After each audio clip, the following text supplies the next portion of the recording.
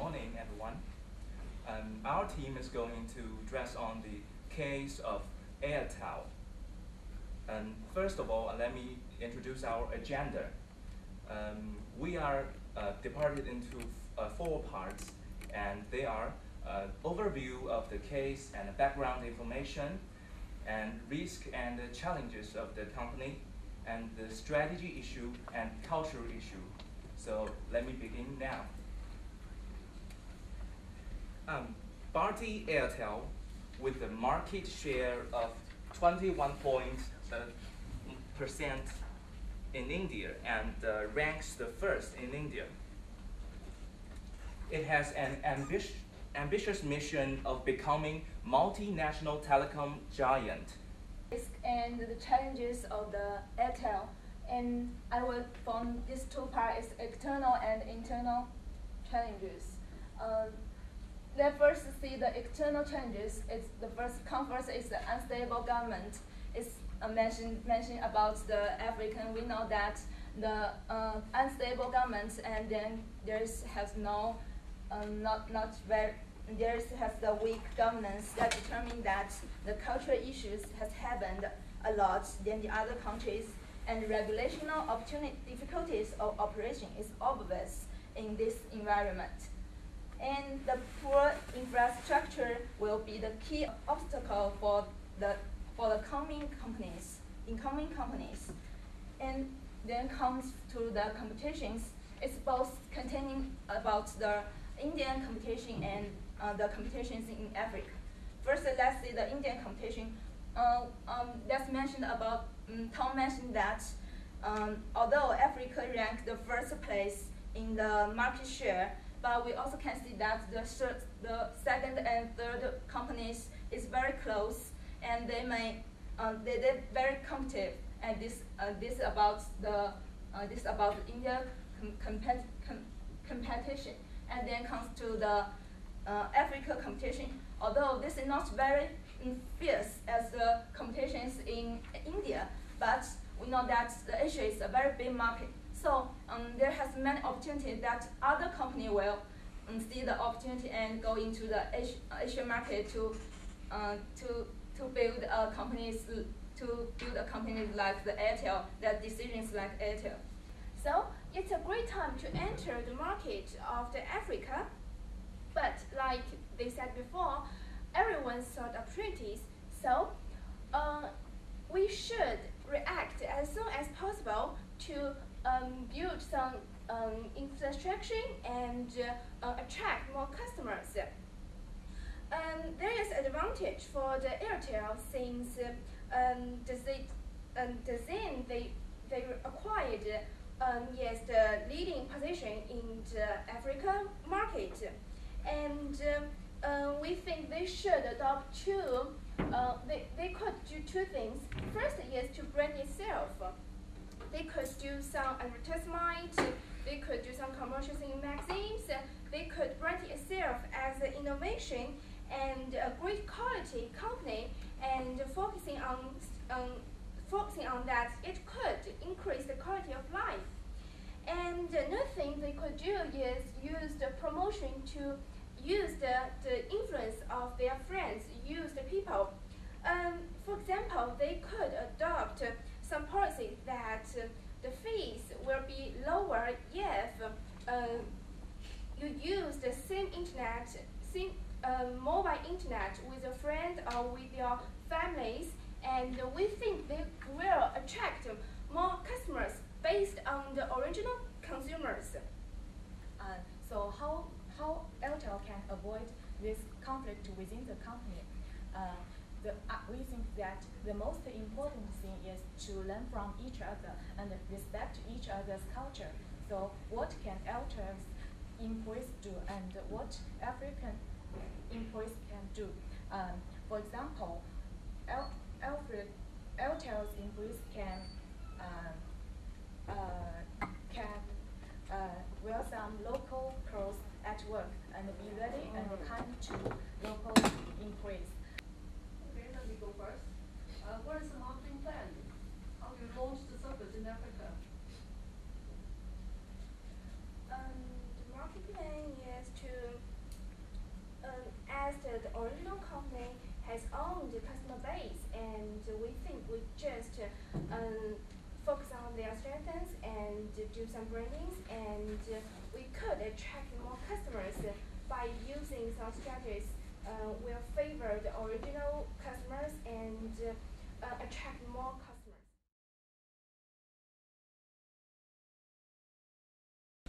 Good morning, judges and fellow participants. My name is Mike Lee. I'm from Yonsei University, South Korea. So it's an honor to participate in this competition, and then we spent a lot of time very intensely to come up with a feasible strategy for Airtel's effective African market strategy.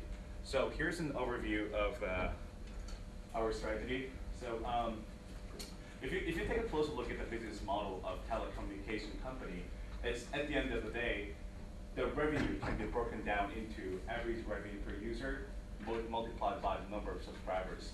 So we actually focused on the idea. So given that African market is pretty infant, and it's fast growing, however, it's still pretty infant. So we came to reach to a conclusion that the increasing average revenue per user period after ARPU, it's hardly be achieved.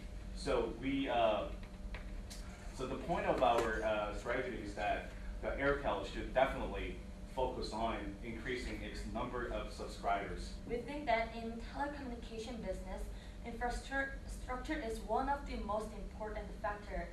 So we believe that Airtel should use this strategy of infrastructure sharing, and there are some reasons why Airtel should choose the strategy of infrastructure sharing. That's because, firstly, the Africa continent is a huge land. It's very huge, so it would take massive capex required, and also it would take a lot of time consuming to establish its own network at first. And as already mentioned, it would take a massive capex required, and already they used 10.7 billion of US dollar for acquisition of the Zine, so they already consumed a lot of capital. According to our analysis, in order to successfully expand and soft land to African market, it's really important to understand the different, diverse and dynamic needs of customer which exist in each country of Asian countries. So in order to achieve the full understand of each nation's customer needs, we suggest that the restructure and relocate of the authority and structure of the organization is really important. As you look at the diagram first, the previous organization structure seems inappropriate for get on fully understand of customer needs in African nation, because the information and decision making authority only goes one way, and only the head of office in Africa manages the whole operation. So according to the case, it's very centralized and top-down approach, and it seems they didn't have full understanding of local culture. So we suggest that after the acquisition, Airtel Africa should reorganize its organization structure, and also relocated the decision-making authority.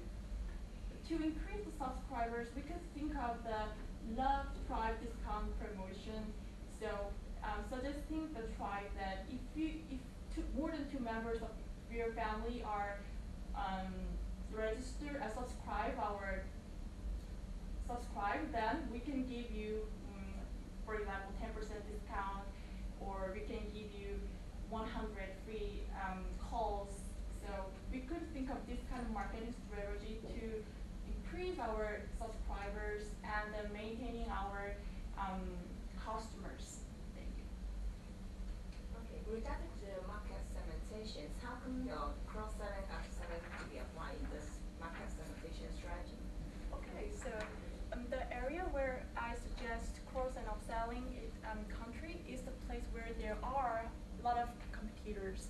So usually this area, there is a price war between the competitors. So we thought that we can provide them the new products like 3G network or something. So we thought that it could be a way to do the cross or upselling for those markets. So I mean, for each market segment, there will be cross-selling and upselling. For each market segment, because you divide into 3 or 4 segments there. Right. So you would assume that each segment you will have upselling and cross-selling to be done at the same time for each segment. Oh, not in every market. Suppose like if there's a very low penetration rate and then they're very low growth potential. Suppose there's a country is so poor that no one actually uses mobile. In that case, we cannot really use the upscale market. But as the market matures, in that case, we can probably shift a little bit towards more advanced and more expensive. Let's say, suppose like the 3G network or the internet services. It's like many of the countries in Africa. But can I actually use a chalk? If there's yes. Can I? 15 seconds. Oh, 15 seconds. Maybe I have to like make it real quick. Yeah. The traditional telecommunication model, the countries usually start with 2G and a very low profile services and move on to the 3G, right? However, in case of Africa, like there's no 2G services, but there's no internet, but however, there's high demand in internet and other services. So maybe they can skip that 2G stage and move directly to the stage 3, stage of 3G. So that's what we meant by upselling and cross-selling. Next slide.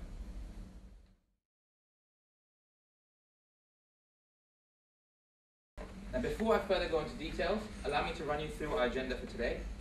I'll be going over the analysis, which will talk about the internal and external environments. I will also go over our strategy.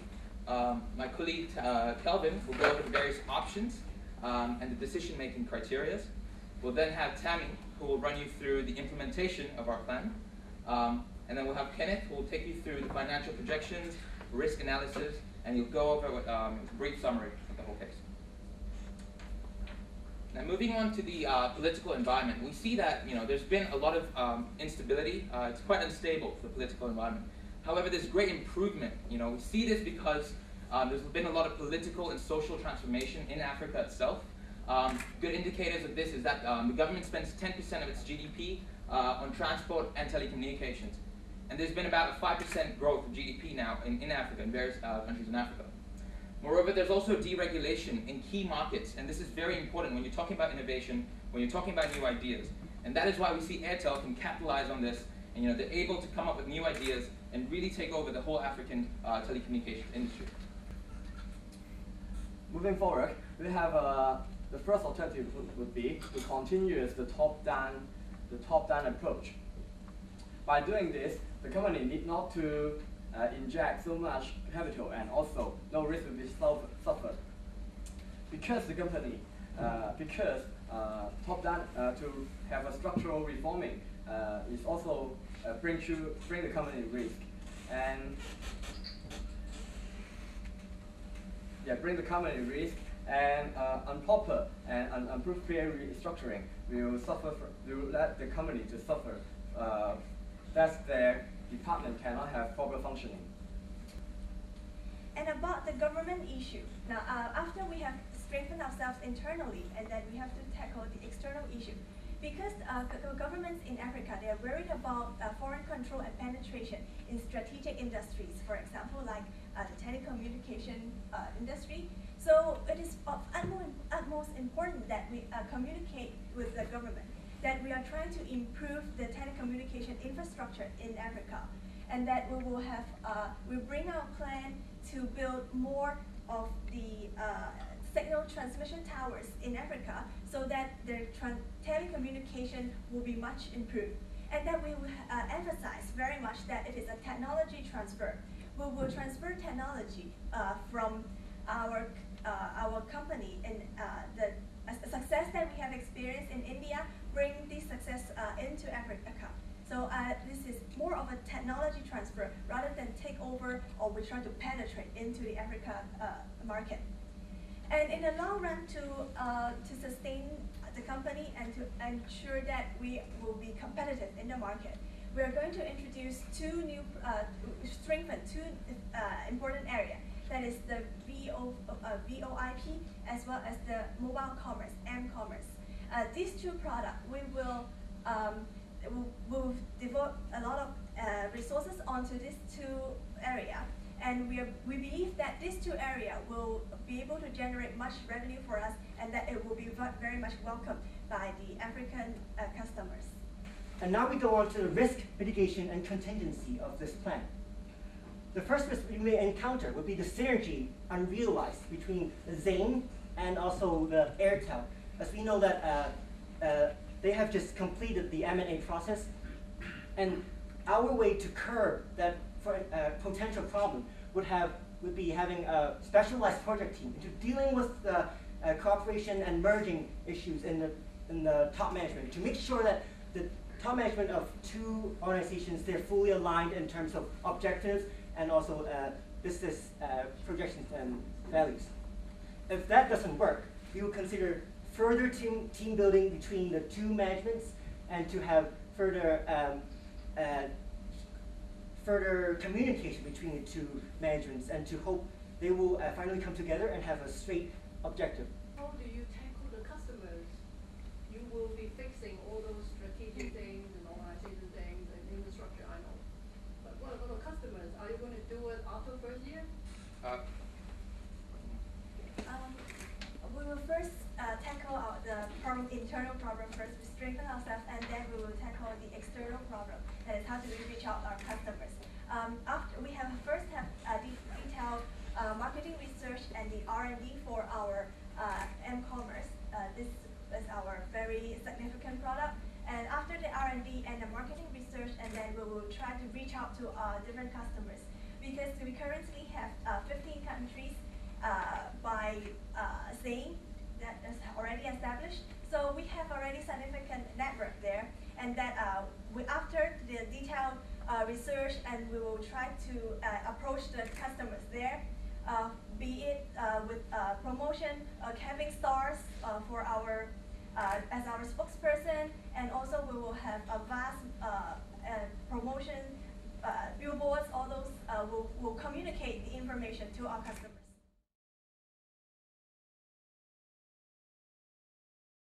Speak of this company name, Airtel, many people will think about it is the flagship company of the Berhata groups of industries, and also they will think about it's a pioneer company of the telecom sector.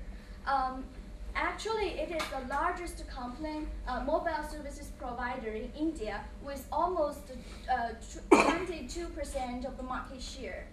So. And it has mainly 4 business strategic units. They are the mobile service sectors, the telemedia services, and also the enterprises services, and also the other services including the TV, digital TV services. Speak of this acquisition, our committee presenting this analysis today is according to starting from the SWOT analysis, and from this we will show the strengths, weakness, opportunities, and threats of this acquisition. I will talk about firstly from the decentralized management style. This is we suggest for the company, and to the build corporate culture, and we will also want to involve in CSR activities. We suggest decentralized management style because previously the party has used a centralized management style, and this top-to-down approach was not in favor to the African employees, and they claim that the management doesn't know the local needs and local culture. So we think the decentralized management can help the company to be accepted by the employees and also the customers. And there are several reasons for that, for we to choose these two products to get into the African market, because the very first thing is the overall tele intensity of the African market is less than 20%, and the population of the Africa is nearly 1 million, which is a very large population.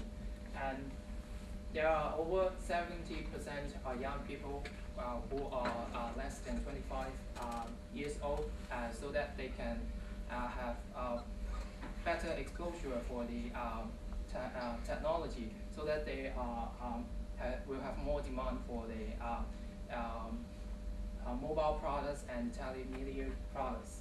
And there are also growing number of middle class, which means that their purchasing power is very large, so that they are going to, they can have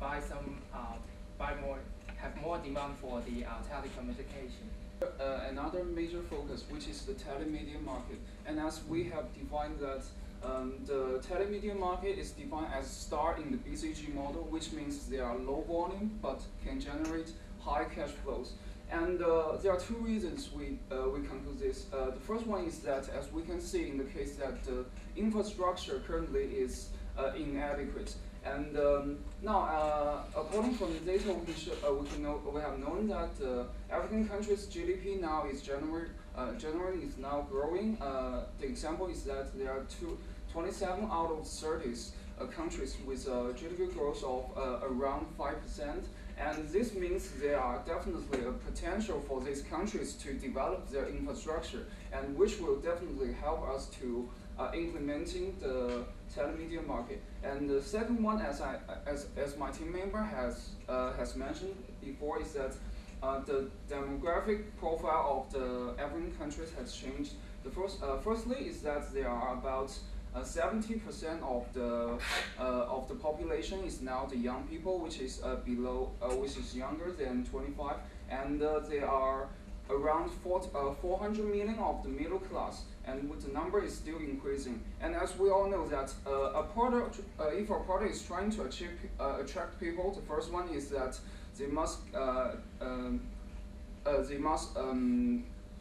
the people must be interested in it. And second one is they must be affordable. And the first one, as we can see, that there are 70% of the young people, and which means that the telemedia product, which has IPTV and some Broadway cable, which will definitely attract them. And of course, there are the middle class, which means that there are more people who are affordable to this to the telemedia product. Next slide.